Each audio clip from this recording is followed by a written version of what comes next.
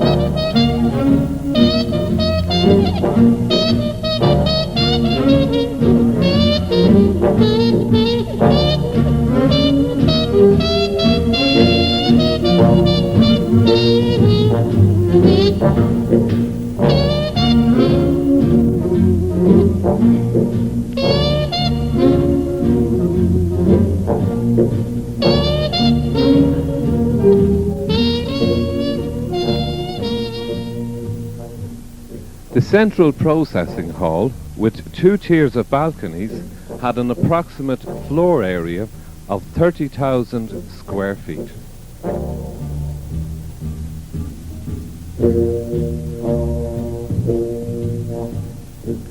It is perhaps interesting to note that originally the top floor of the factory was designed to include 2 separate canteens, one for staff and one for others, although used in practice as a cinema and a conference room.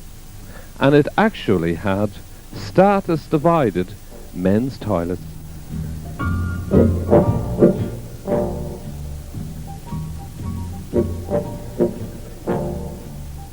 The plant and machinery were of the very latest design, using flotators for the first time. And for this reason, the factory was said to be one of the most modern of its kind in Europe. In fact, from start to finish, the product will not be in contact with any surface other than stainless steel. One first sees the product only when it emerges, wrapped and branded from the 4-Grove packing machines, which turn out packets at the rate of 90 per minute.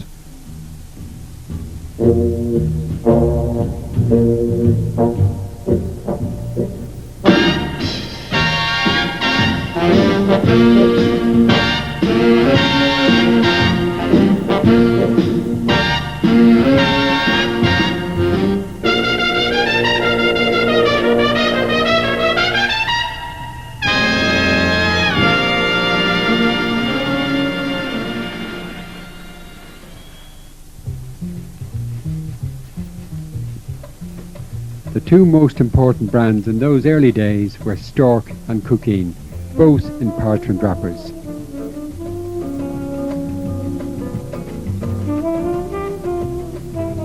We also produced a full range of bakery products.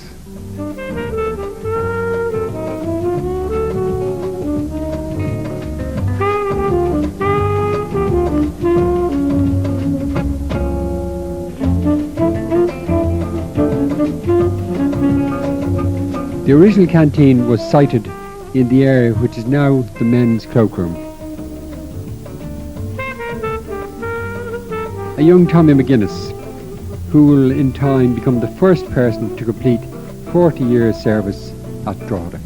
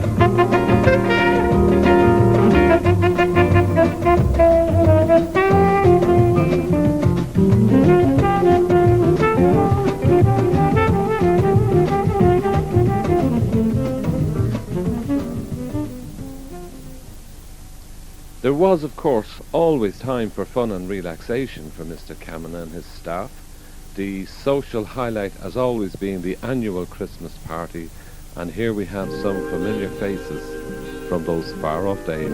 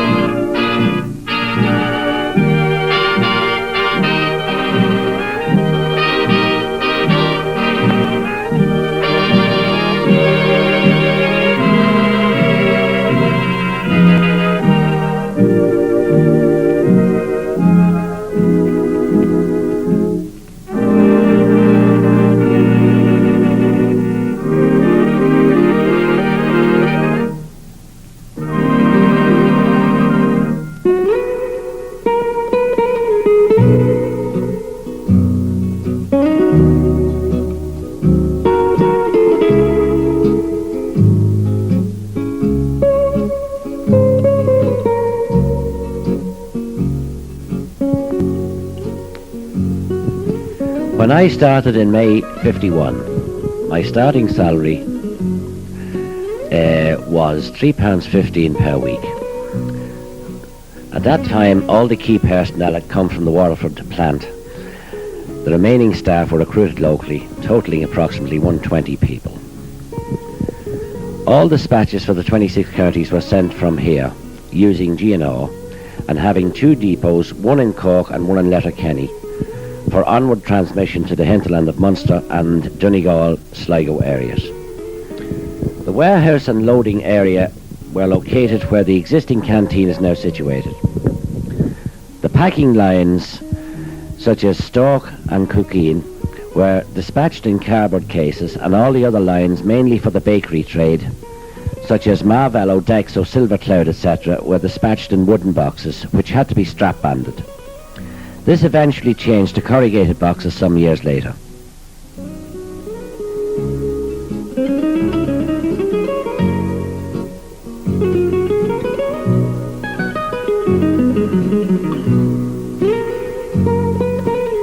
McDonnell's was one of the first companies locally to work the 5-day week.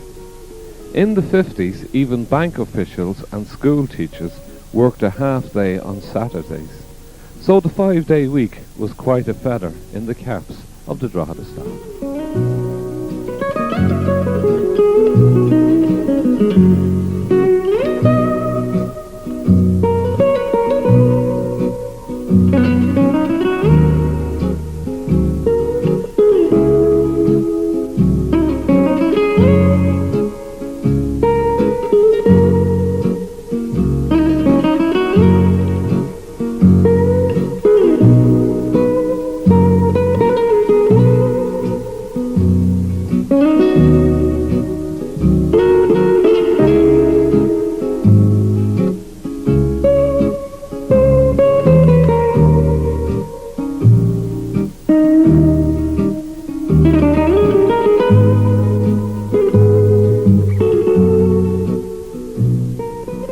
As the company reached the end of its first decade in Drogheda, its sales of margarine had increased considerably.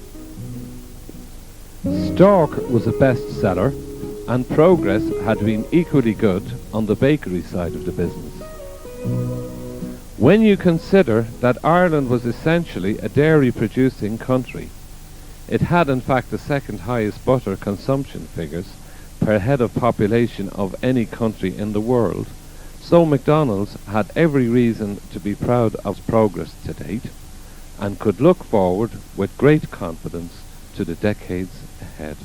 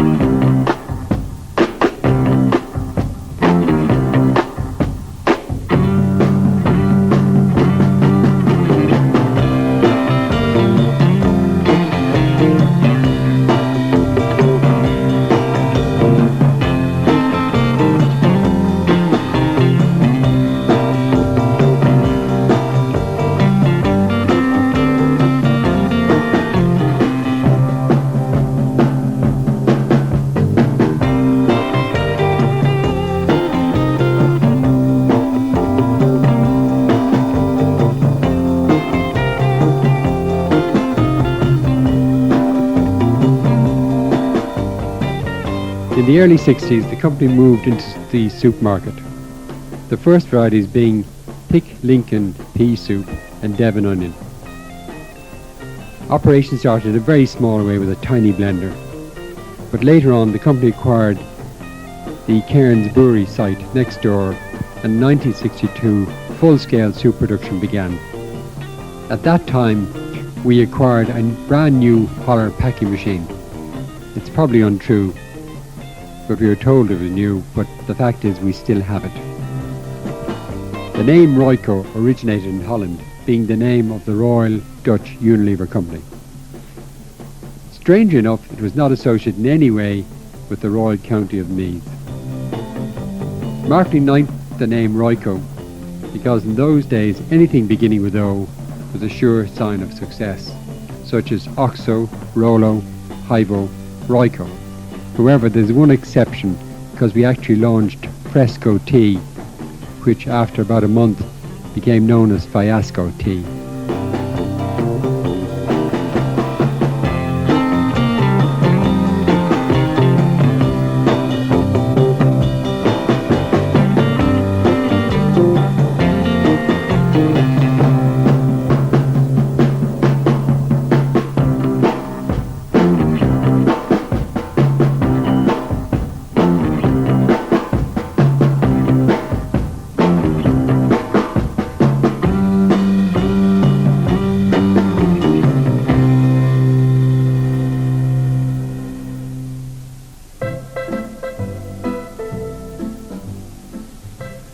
I remember the first day I started at McDonald's. I'll never forget it as long as I live. They put me over sticking boxes, millions of boxes. I couldn't believe that there was so many boxes.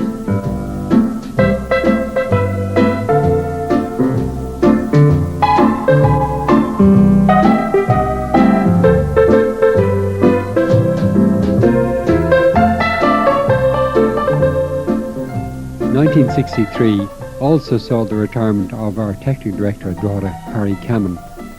Having joined Unilever in 1920 and McDonald's in Waterford in 1927, he succeeded W.F. McDonnell as technical director in 1945 and took the company through a very difficult time in its move from Waterford to Drogheda and its subsequent development throughout the 50s and the early 60s.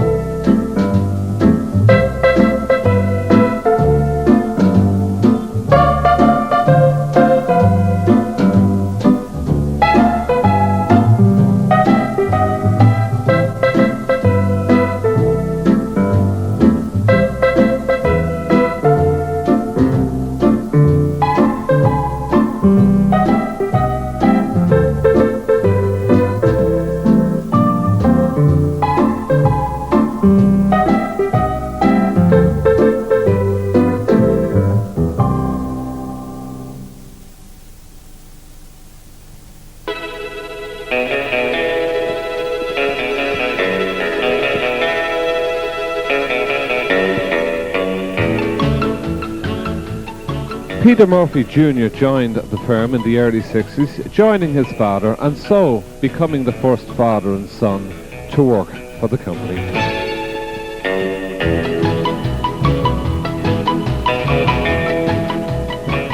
The annual party in those years was held in the general office, which would be decorated specially for the occasion. The singing and dancing would go in to the early hours of the morning, and great fun was held by all. Over the years, the Pigeon Pot Club has proved to be an enduring success, no more so than in 1964 when this bunch travelled to Trim for a day of sport and crack.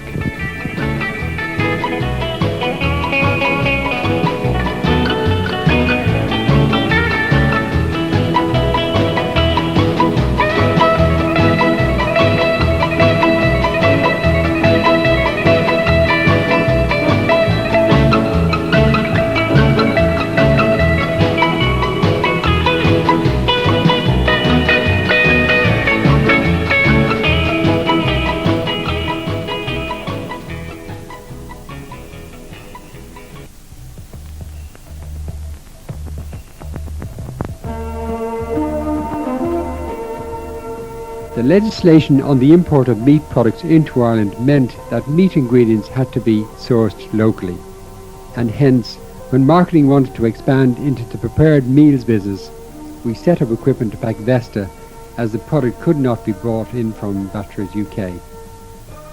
The small scale of the operation, however, resulted in high costs, although product quality was excellent. This could be vouched for because during a shipping dispute when Drogheda supplied Vesta to Northern Ireland, Batchers commented that our product tasted better than the original.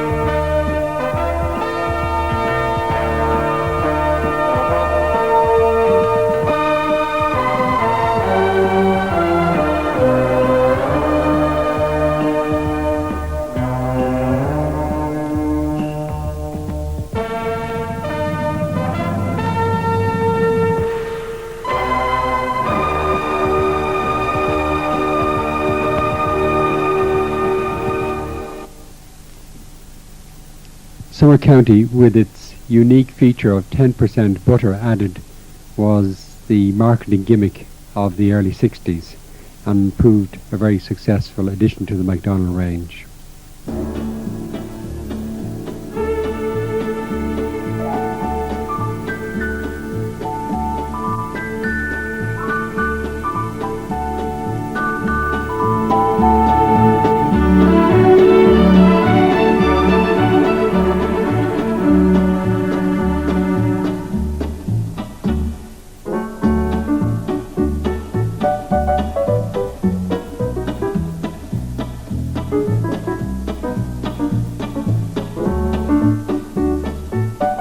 In 1965, McDonnell's embarked on its first summer outing without Lever Brothers. The destination was a pleasant summer sunny cruise on the Shannon.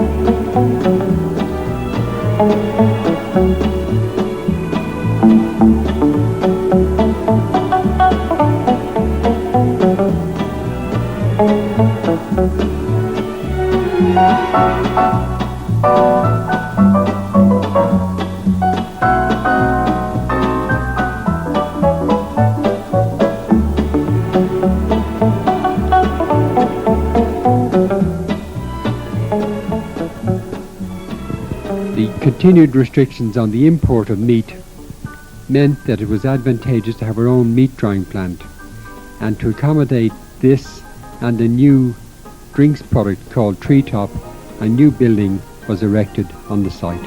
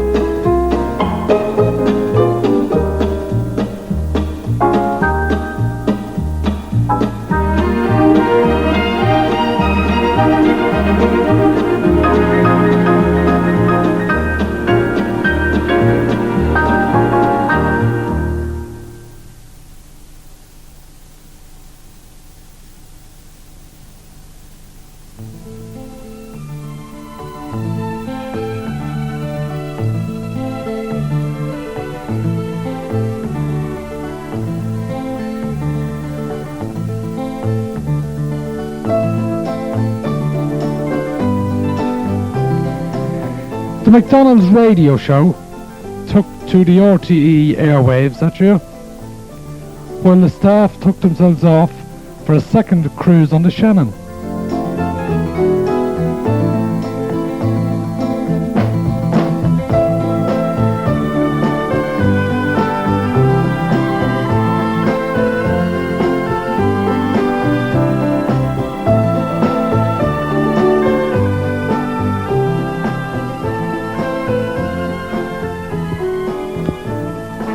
The continued growth in sundry foods resulted in a lot of new faces joining the team that year.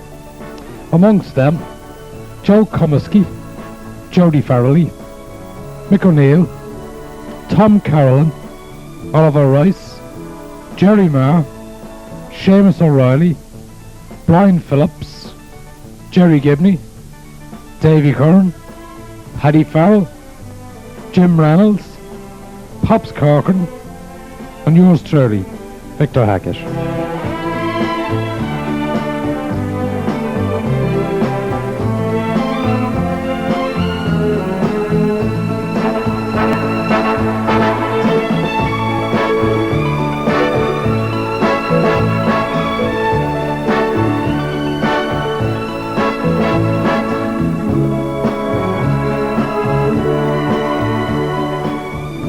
McDonnells also took part in the first ever factory review show. And here we have the Home by Starlight cast.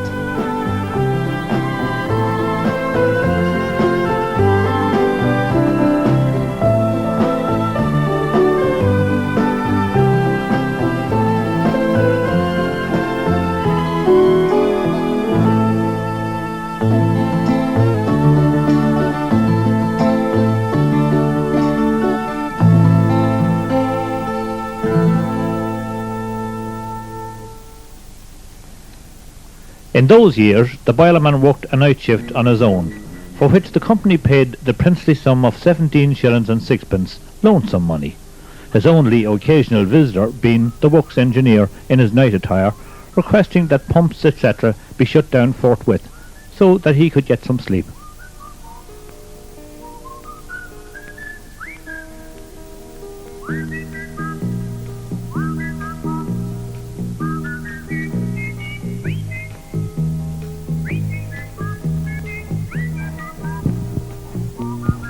"1967 started with a nasty shock. A fire in the paint store in the factory basement caused considerable structural damage. Intense heat lifted the tiles from the floor and smashed all the glass in the roof of the production hall. The contract to restore the premises was awarded to builder Jerry Watson. Jerry, on his first contract for the company, achieved the remarkable feat of having full production back within 3 weeks.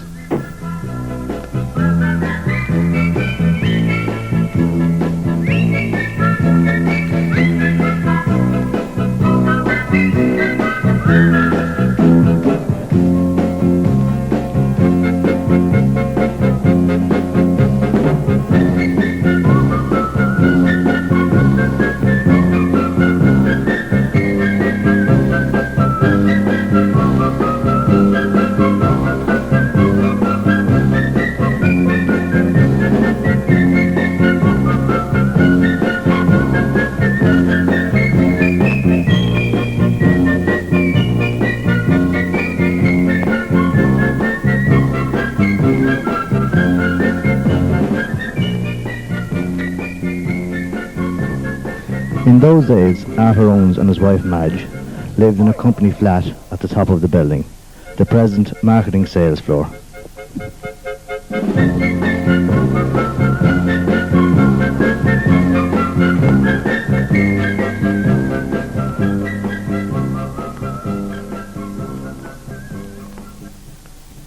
The factory guides, under the supervision of Olive Hickey, had the important job of providing information tours to our many visitors of the period, and the ladies always did the job in a most informative and pleasant manner.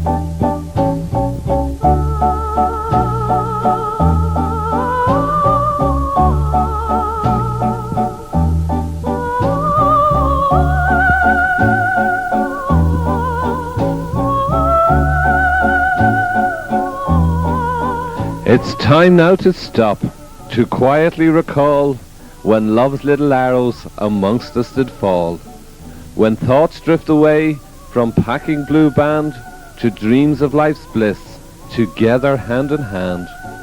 Our couples that met right here on the site, romance that did follow and turn out just right. So raise up your glasses, to them celebrate the MacDonald couples who number 38. Going to the chapel and we're gonna get married. Going to the chapel and we're gonna get married. We are really Detta Mitchell and Oni Martin.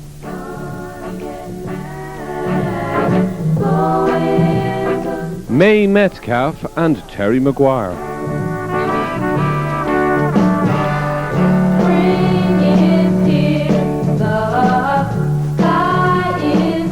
Janelle Mohan and Jim Byrne.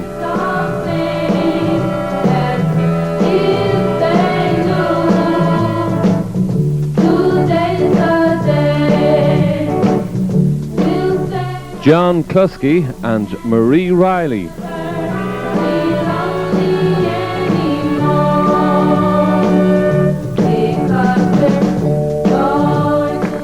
Tony Gregory and Una Ball.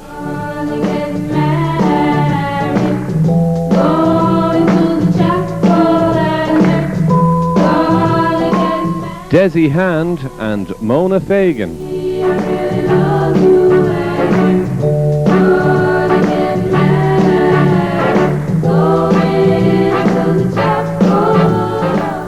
Jerry Gibney and Linda McGowan.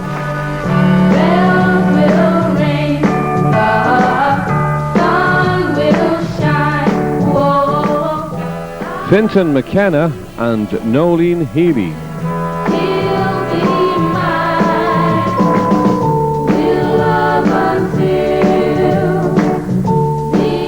Paddy Corcoran and Bernie Collier.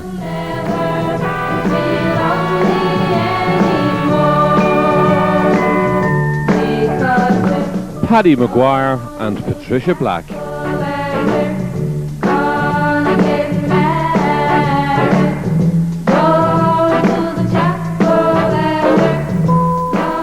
Tony Martin and Mary Carroll.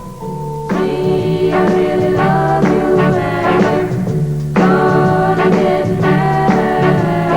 Going to Paddy Harvey and Mary Martin.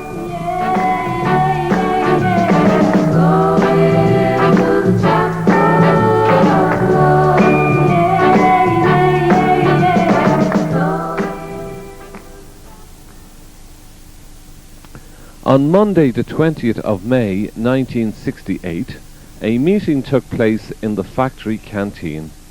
Present, Mr. Arthur Owens, chairman, Pádraig Hanley, treasurer, and Tommy McGuinness, secretary.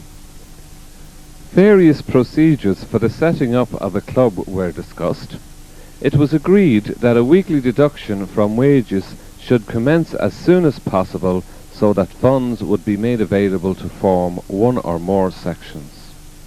A general meeting of the club subsequently took place on the 10th of June 1968 when the first two sections of the club were formed. The football committee was Frank Winters, Michael O'Neill and Victor Hackett, and the theatrical committee was Derek Quinn, Jerry Gibney, Joe Klusky, Joan Corcoran, Linda McGowan and Miriam Lamb. These were the first sections formed in the brand new social club.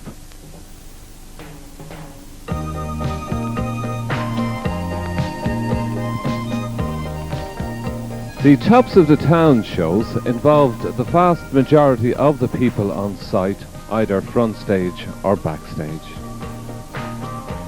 The long hours rehearsing after work, although tiring, were always fun occasions, and show night generally proved all of the work to be worthwhile.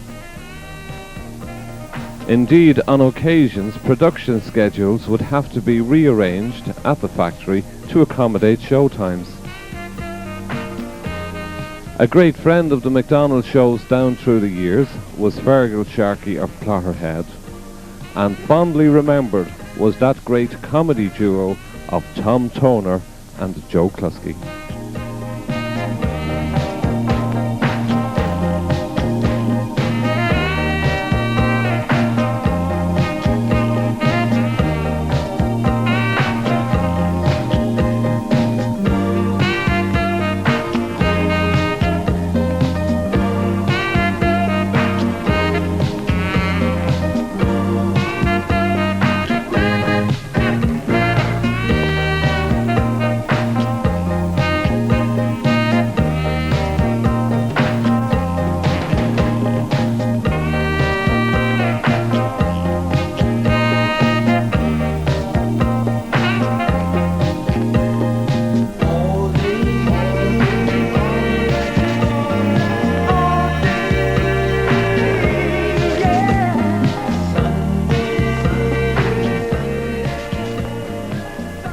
A milestone in McDonald's history was the launch in 1968 of Blue Band Luxury Margarine.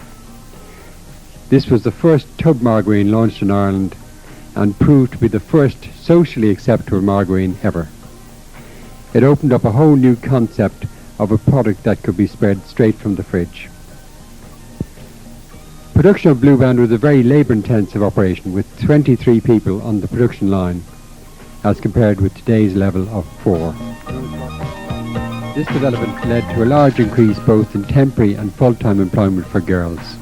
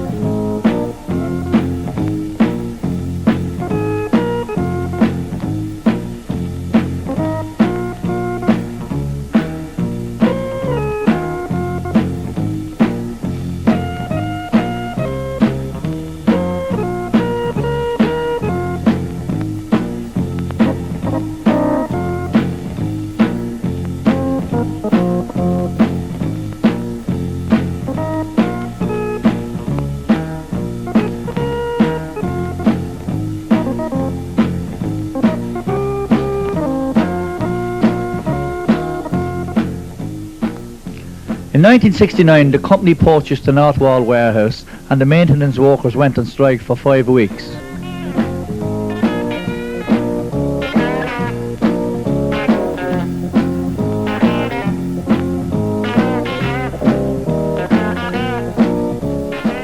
Stock was launched in its brand new wrapper and Tim Maxwell was the new managing director.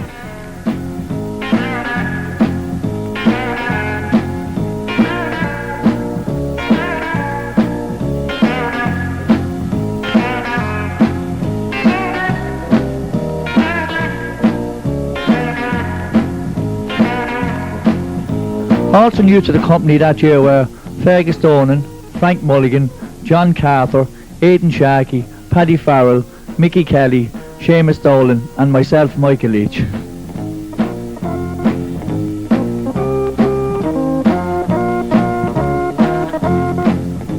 Hey Jude, don't make it bad.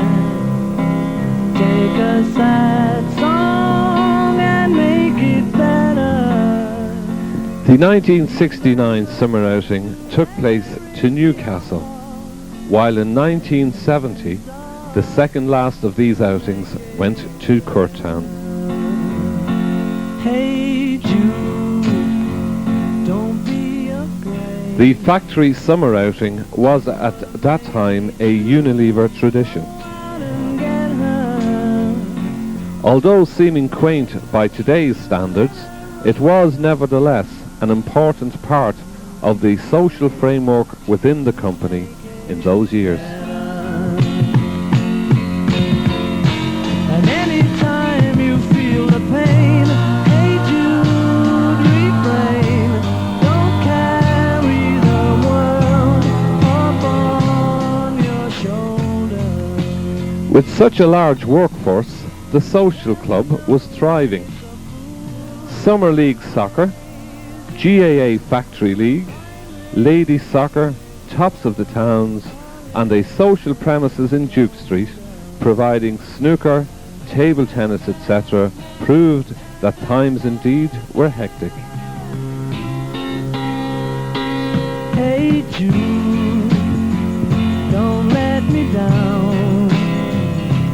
You have found Looking back to the 60s brings to mind great characters who provided us all with great stories and great memories.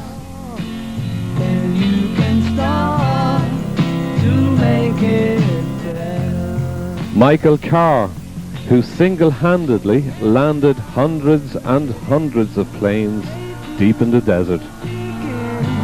You're waiting for some. Brendan Moore, who could have been snooker champion if only that 2-shilling piece had been in the other pocket.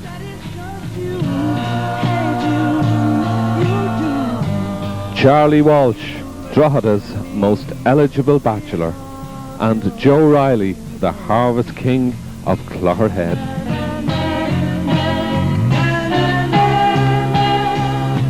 And of course, Jim Courtney, who was always such good company. Don't make it bad.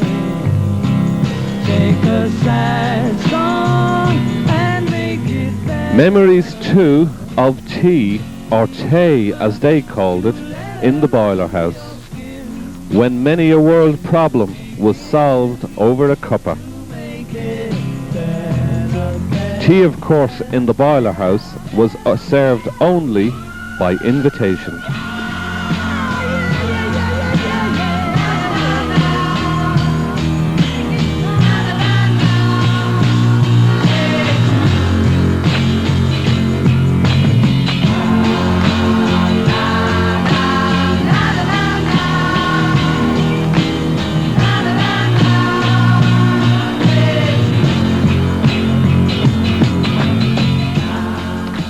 The ladies' soccer team went to visit Duleek for a game and a spot of crack, and Seamus Matthews, as always, was on hand with the cine camera to record the event.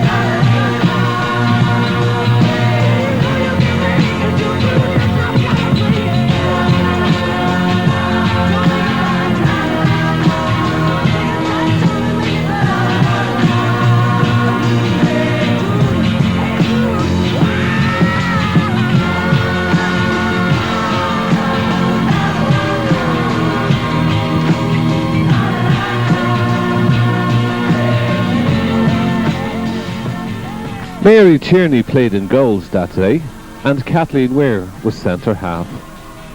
We won't say how many goals were conceded by the girls that day. Sufficient to say, the ladies did their best.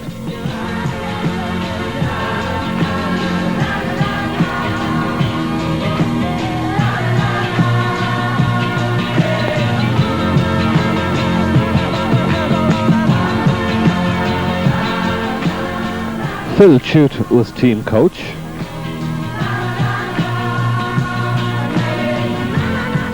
And Desi Hand brought the son along.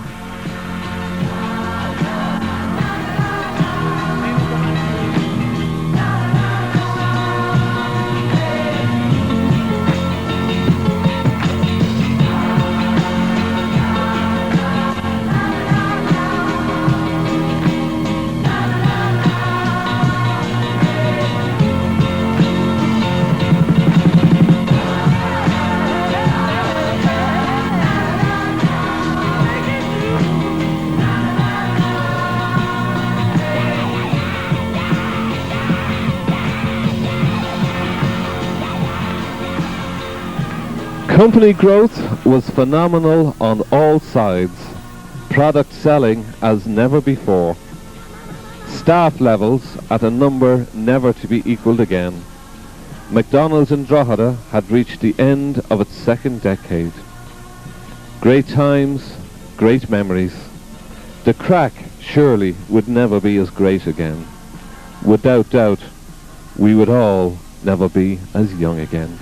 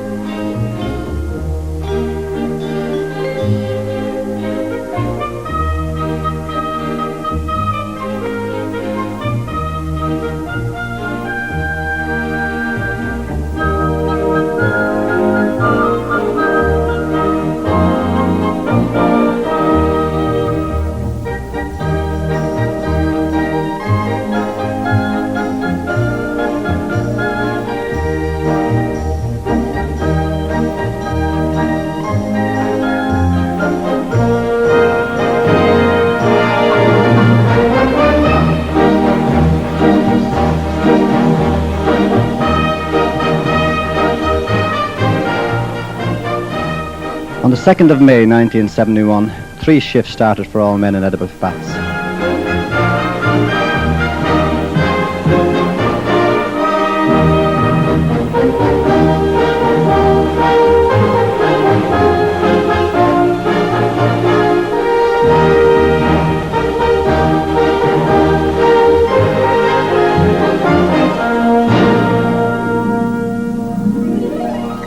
The last of the summer outings took place that year to Bray, and David Summers joined the company. Frank Kiernan, Oliver Gaynor, Tony Morgan, Matthew Stevenson, Pat O'Brien and myself, Phil Chute, also joined the crew in the early 70s.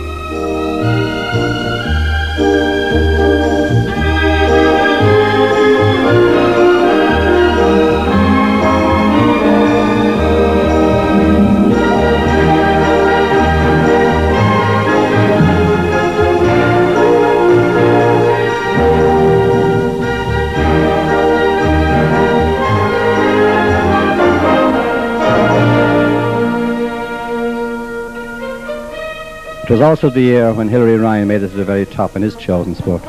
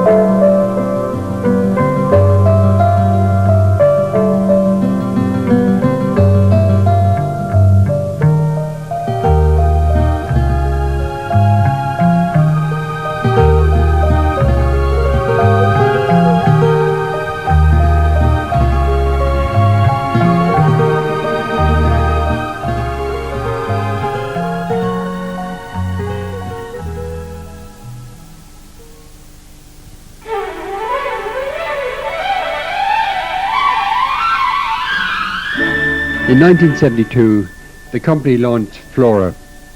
From the beginning, the company adopted a very progressive approach in the marketing and positioning of this product. The product will in time play a major role in making people aware of diet, heart disease and the benefits of polyunsaturates. By 1990, it will be used by 1/3 of all households in Ireland and will have become the 7th biggest grocery brand in Ireland, with a retail value in excess of £10 million.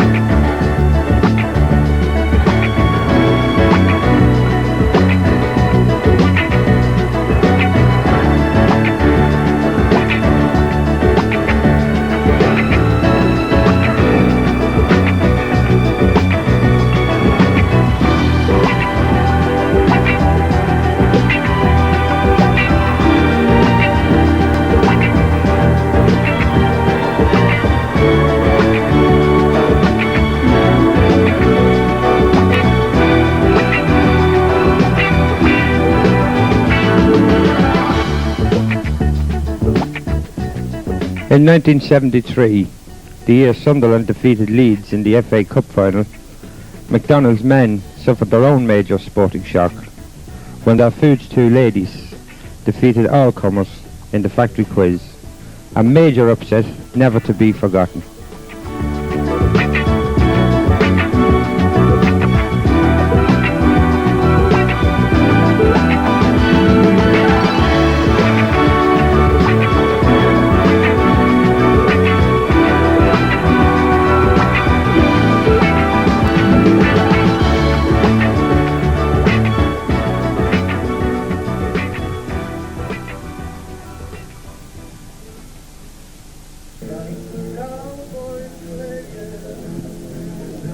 (1973) was also the year when probably the last blow in the theatrical experiences of McDonald's was struck. The Velvet Sound, winners in the Drake Inn and the Star and Crescent talent competitions. And here's the band recorded doing a little impromptu performance in 1974 in the blending room.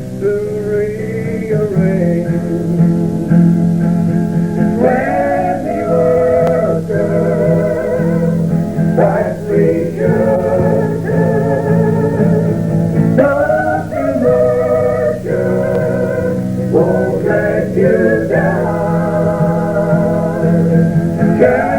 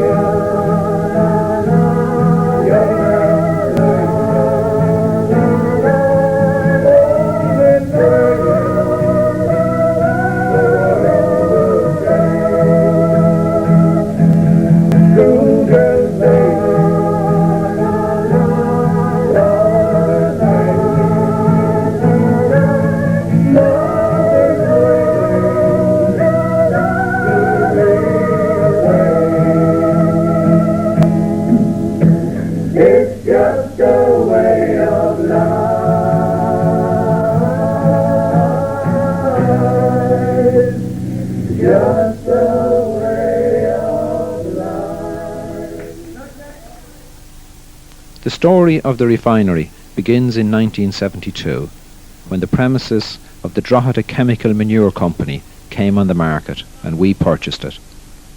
The site area was 3.6 acres, situated only 200 yards east of the margarine factory and with a river frontage. At the time, Stark was our main margarine, Flora was only a baby, and Blue Band was expanding rapidly, and the outlook was good. Later that year, 1972, the decision was made to build an edible oil refinery on the site. We had plans for a continuing expansion of our sales, and a new refinery was planned for a capacity of 25,000 tonnes of oil per annum, which was more than double our throughput at the time. The site itself was reclaimed land, lying between the river and the Marsh Road. A lot of piling was necessary to support the tank farm and the buildings.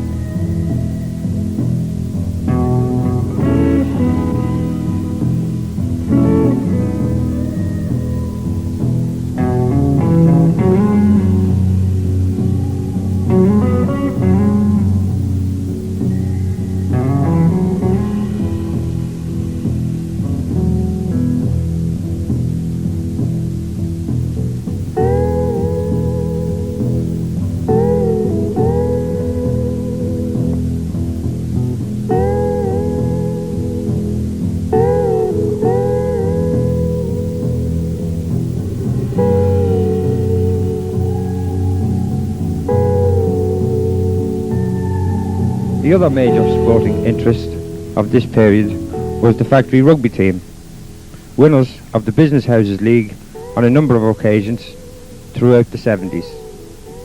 The team also had a number of highly enjoyable trips abroad to Cardiff Arms Park, Twickenham and Murrayfield.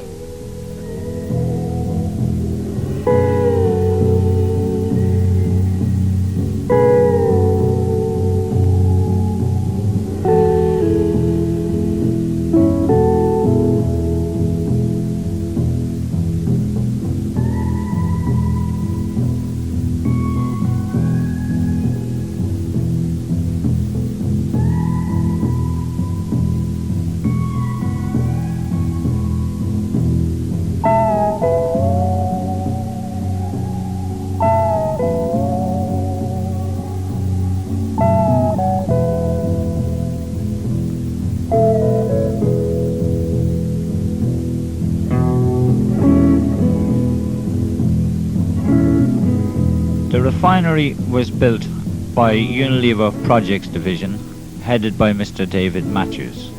The construction work was carried out by Askin Paul Limited. The mechanical installation was by Environ Limited and the electrical work by MF Kent Limited. The project manager was Ian Rivers, the resident site engineer was Harry Parr, and the refinery manager was Terence O'Neill. Site clerk during construction of the refinery was, of course, Paddy Campbell.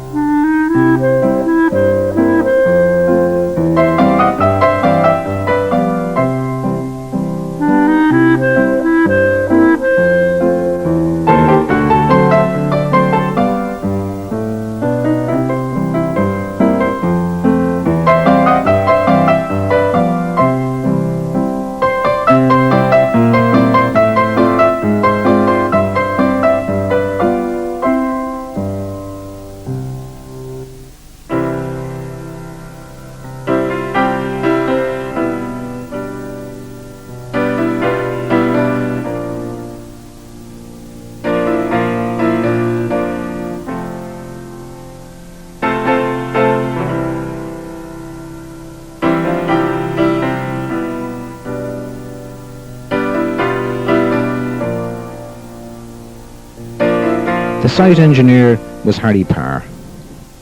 Terry O'Neill was recruited to train the operators and commission the plant. The plant was commissioned in April '76. Terry left us soon after. He was succeeded by Michael McConalogue and then Alan Manning. The official name was the Edible Oil Production Unit, OPU for short.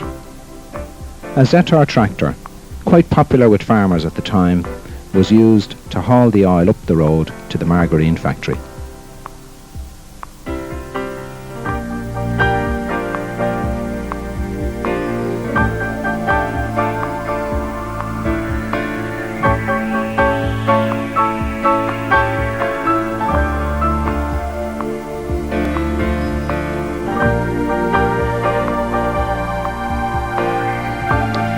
Jim Rice started with the company in 1976, while our engineer Arthur Owens, with over 40 years service, retired.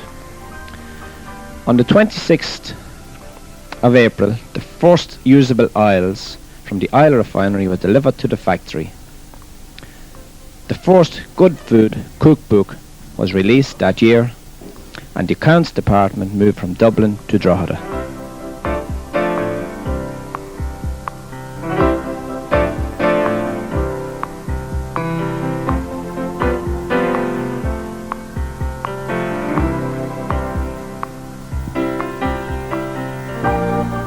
Sundry Foods produced their first batch of DOB soup for Dunn stores in July of '77, while in October the first BPM production rolled into the warehouse. The BPMs, of course, were bought to replace the original 4 groves, and opinions varied as to whether this was a step forward or backwards. Playing football in the yard was banned by Malcolm Goldsworthy that year. Joining the company in those years were Tom McQuillan, Aidan Griffin, Christy Brown, Paddy Sullivan, Paul Campbell, Irene Keelahan, Margot Collins, Vivian McCormick and Susan Taff. In 1978, Father Johnson carried out the official blessing of the oil refinery, while David Summers left the company. It was also the year when an armed gang broke into the general offices and stole the wages payroll.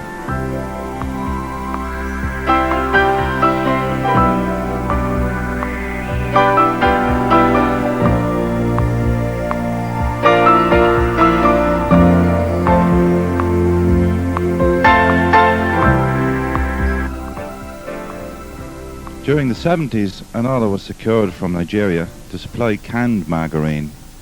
This came at a time when Foods 2 was going through a lean spell. It meant that redeployment was necessary, and many of the soups people manned this line at various stages.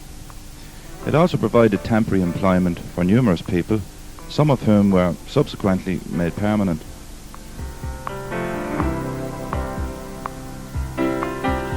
Cans added a new dimension to our production lines and of course our initial first steps into the lucrative export market. 1979 saw the launch of Flora Oil and also Trim Soup. There was a fire in the upper blending room of Foods 2 and John Quirk and Terry Maguire went to Finland to view the wonders of modern technology. The blackest day in the company's history in Drogheda occurred on the 17th of July of this year. The ammonia explosion. The sadness which was deeply felt by all was also balanced with memories of remarkable bravery displayed by our own staff that day.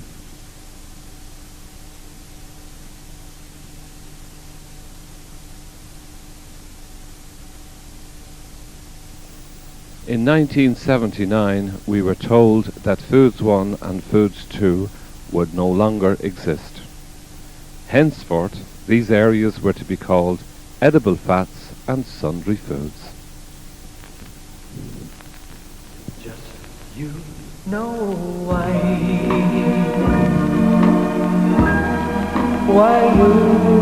and I will buy Tom Flanagan and Maura O'Rourke. no true love way. John Carter and Miriam Lamb. Sometimes we'll sigh, Sheila Connor and Davy Curran. we'll cry. Terry Nelson and Hilary O'Brien.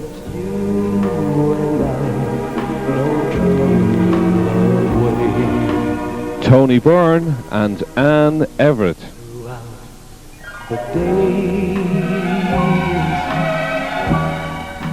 Jimmy Martin and Anne-Marie Smith. Will bring us joys to share with those Joan MacDonald and Peter Reid. sometimes we'll sigh, Michael McConalogue and Mary Carolan. sometimes we'll cry.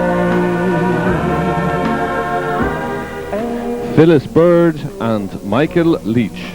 Just you and I, no true love way. Jerry Marr and Margaret O'Neill.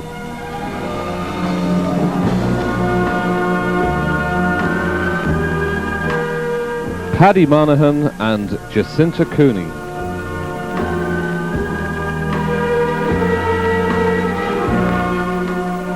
Desi Murray and Patsy Lamb.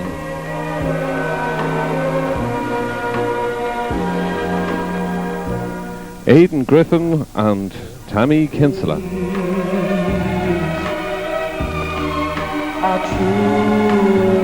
Pat O'Brien and Frank Mulligan. Will bring us joys to share. Vivian Carolan and Frank Kiernan.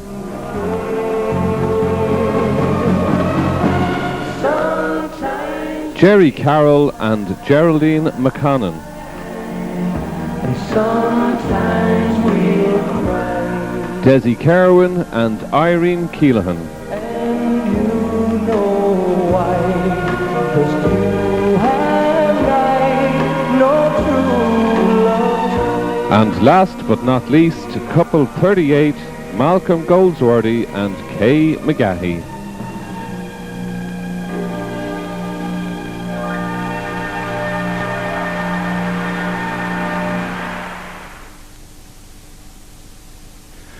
While 79 brings us to the close of the third decade of our story, it also marked the end of an era with the retirement of our technical director, Mr. Bob Murray.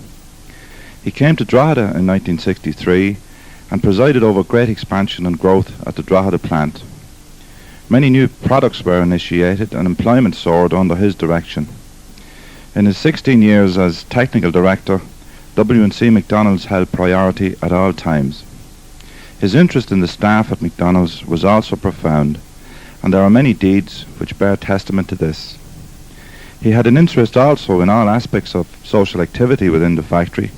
He supported and actively took part in golf, pitch and putt, Gaelic, soccer, and of course was president of the rugby section in its heyday throughout the 70s. With the company heading towards the austerity of the 80s, it is a sobering thought that of the 23 members of management assembled at Mr. Murray's farewell dinner, only a very small number will remain by the end of the next decade.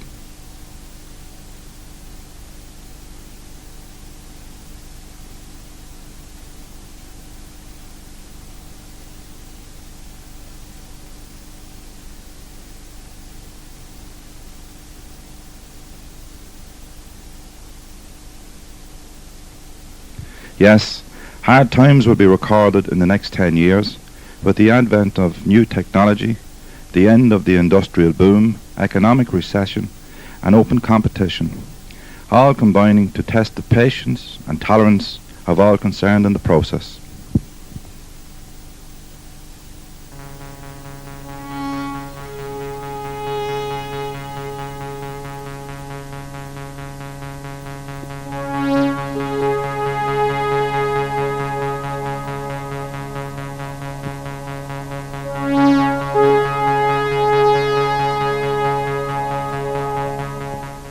The 80s started with a small fire in Sundry Foods and its staff on a 3-day week.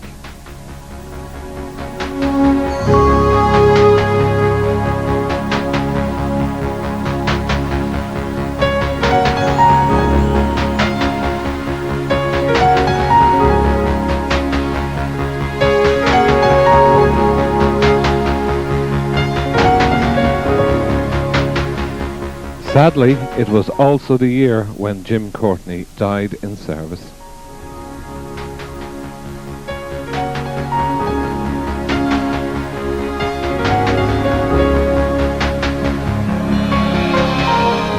The clerical staff enjoyed flexible working hours for the first time, while Rose Kerr joined the group.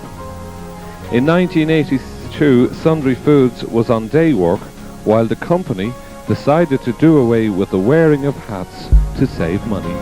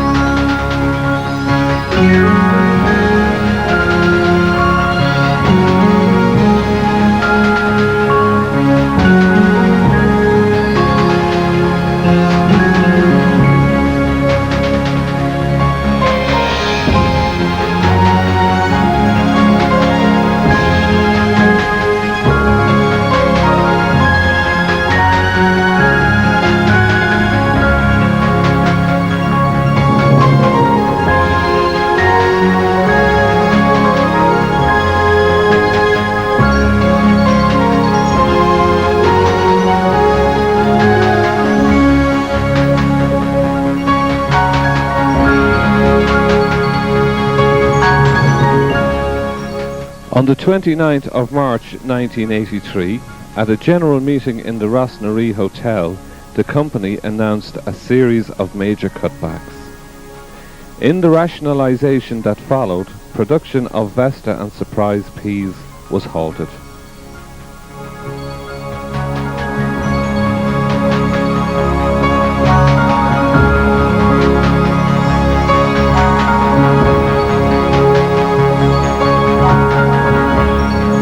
On the clerical side, computerization was introduced after protracted and difficult negotiations, which would become more difficult as the decade progressed.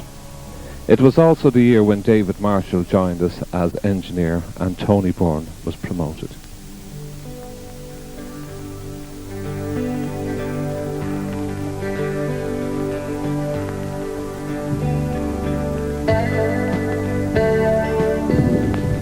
The company's head offices moved from Sheriff Street to Harcourt Centre in '84, while in Drogheda the new dairy and salt saturator were introduced.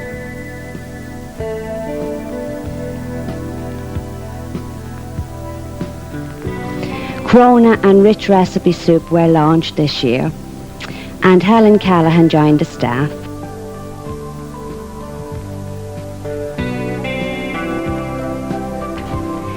'84 was also the year Only O'Brien and Catherine Howard left the company. Nick Mayfield joined us in January that year as technical director, replacing Cyril Clark, who moved to Holland. The first soup batches on the new Gondard mixer were produced that year.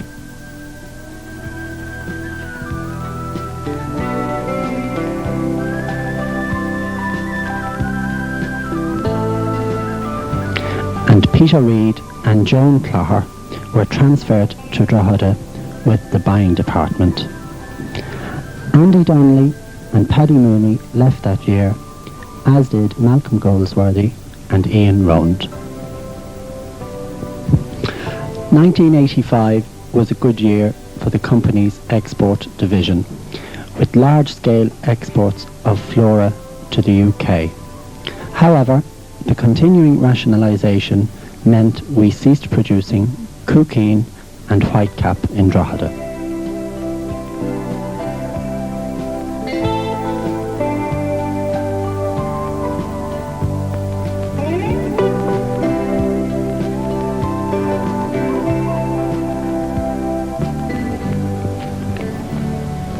Hilary Ryan and Lena Corrie retired that year from the offices, while the production department saw the retirements of Paddy Maguire, Annie Geraghty and Kevin Quigley.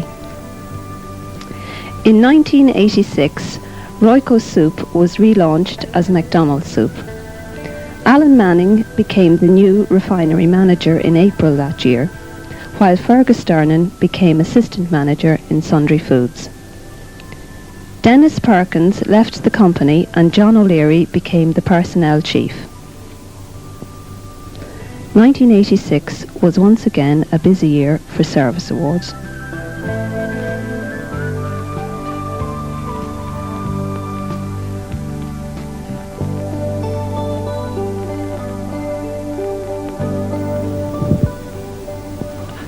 '87 was the year PG Tips Tea came to Drogheda on an extremely short visit.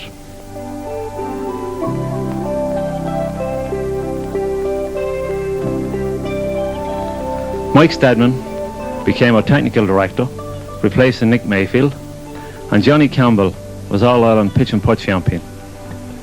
Distribution from Drogheda ceased that year with the sale of the BR3, and Tim Laffey joined the company as chief engineer. Once again, it was a busy year for service awards.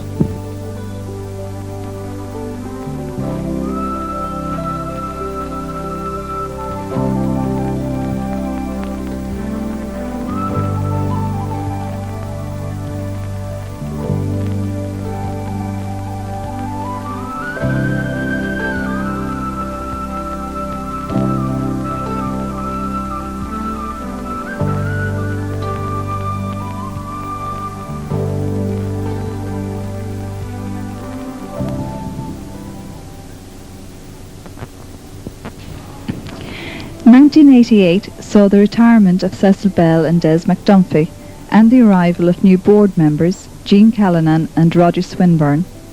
Lo and behold, hats were back in fashion and Flora had its first run on the Acropack.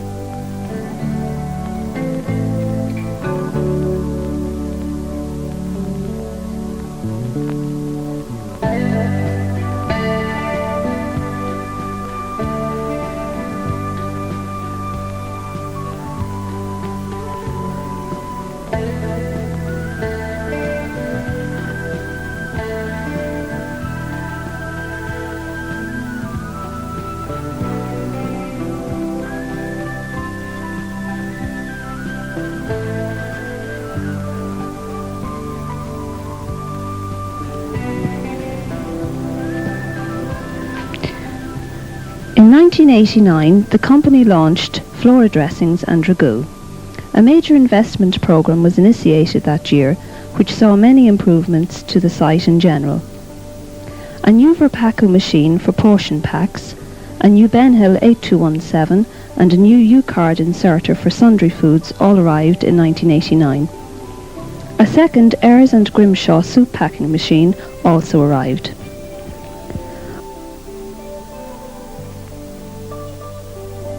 On the 17th of November, the factory produced over 600 tons of margarine in 1 week, the first time ever.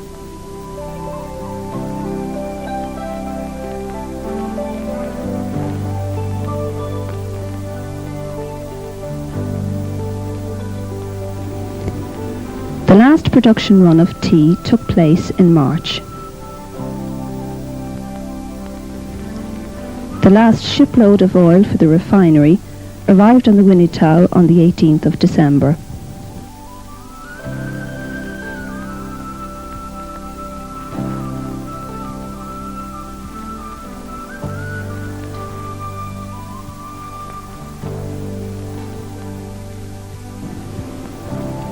The head office arrived from Dublin in July of that year, following a bitter dispute between management and clerical.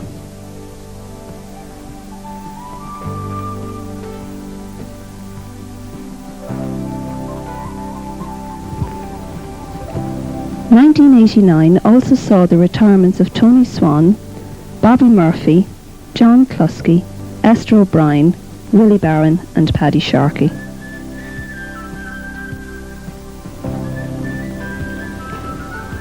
Flora Cheese and Flora Extra Light were launched in 1990.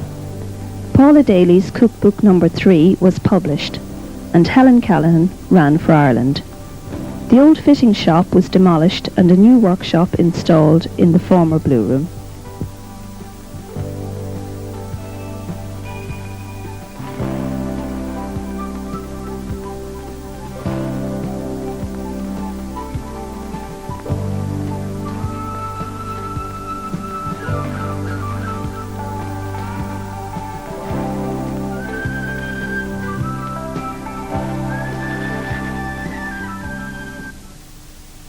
In August 1990, the company completed its 40-year tenure here on Boyneside.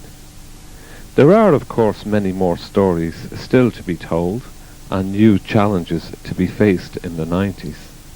In 1991, the company announces that McDonald's and HB are to merge and form a new company. However, these are stories for another day.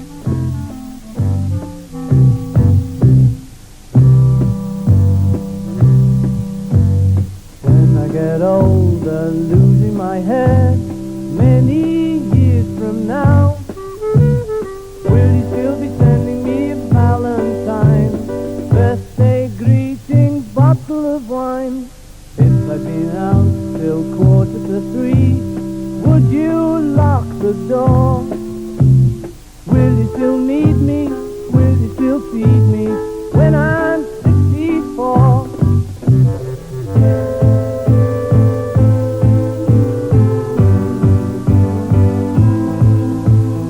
You'll be older,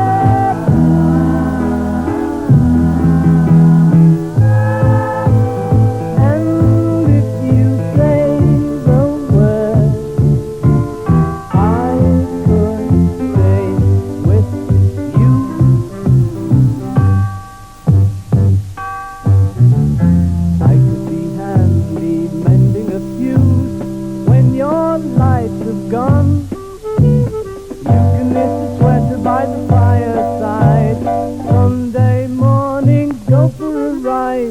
doing the garden, digging the weeds.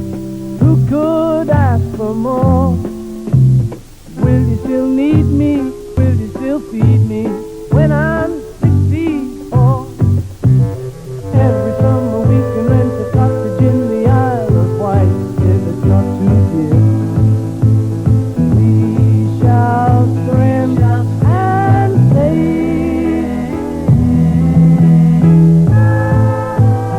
Grandchildren on your knee. Vera, Chuck and Dave.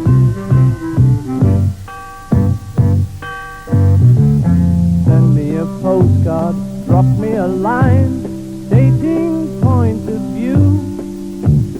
Indicate precisely what you mean to say. You're sincerely wasting away. Give me your answer, fill in a form, mine forevermore. Or will you still need me? Will you still feed me when I'm 64?